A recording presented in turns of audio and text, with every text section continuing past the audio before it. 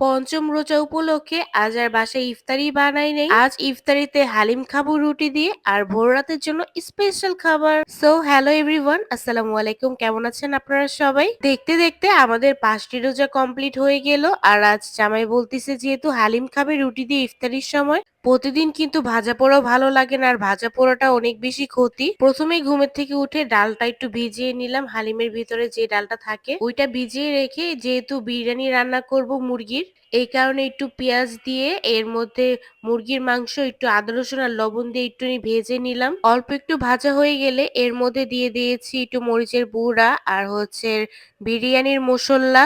এবার আমি সুন্দর করে এগুলোকে একটু ভেজে নিব। ভেজে এরপর দিয়ে দিব ছোট ছোট করে রাখা আলুগুলো। আর বিরিয়ানিতে কিন্তু ছোট করে আলু দিলে বিরিয়ানি খাওয়ার স্বাদটা আরো বেশি দ্বিগুণ বেড়ে যায়।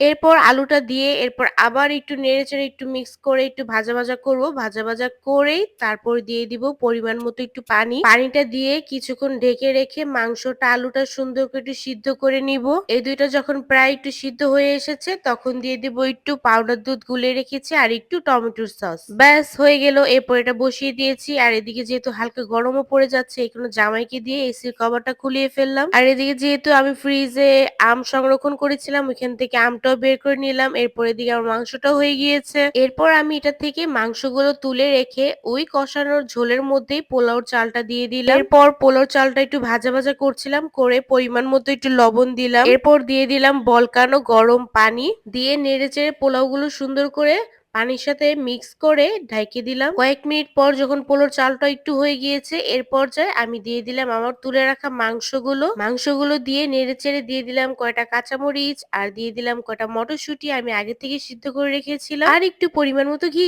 ব্যাস হয়ে গেল আমার পোলাও। কিন্তু আমি এগুলো ঢেকে দিলাম দমে দিয়ে। এই যে খুব সুন্দর একটা কালার এসেছে। আমার বিরিয়ানিটা কিন্তু অনেক বেশি মজা হয়েছিল। এরপর আমি চলে গেলাম হালিম রান্না করার জন্য। আমি আগের দিন যেহেতু জিব্বার মাংস রান্না করেছিলাম, আর জিব্বার মাংস দিয়ে কিন্তু আমি আজকে হালিমটা রান্না করব। খুবই টেস্ট হয়েছিল, দেখতে কালারটা অনেক সুন্দর হয়েছিল, খেতে তো অনেক বেশি মজা লেগেছে। ওদিকে আমার হালিম হচ্ছিল আর এদিকে আমি আমার আমের জুসটা বানিয়ে নিচ্ছিলাম। যেহেতু ইফতারি টাইম হয়ে গেছে, সময় অল্প, তাড়াহুড়া করছি কোনটা রেখে কোনটা করব। এদিকে রুটির বানাতে হবে, রুটির কাইটাও করে নিলাম। আবার দেখতে চলে আসলাম যে হালিমটার কি অবস্থা। দেখলাম হালিমটা প্রায় হয়ে গেছে, তারপরও চুলার আঁচটা কমিয়ে রেখে দিলাম আর একটু হওয়ার জন্য। এরপর চটপট করে রুটির কাইটা করে ফেললাম, রুটির কাই করে রুটিটাও বানিয়ে ফেললাম আর একটু মোটা মোটা করে বানিয়েছি। ব্যাস ইফতারিরও টাইম হয়ে গিয়েছে, ঝটপট করে সবকিছু একসাথে সামনে নিয়ে বসে পড়লাম। আজান দিল, জামাই বক্সতে ইফতারিও করতেছি।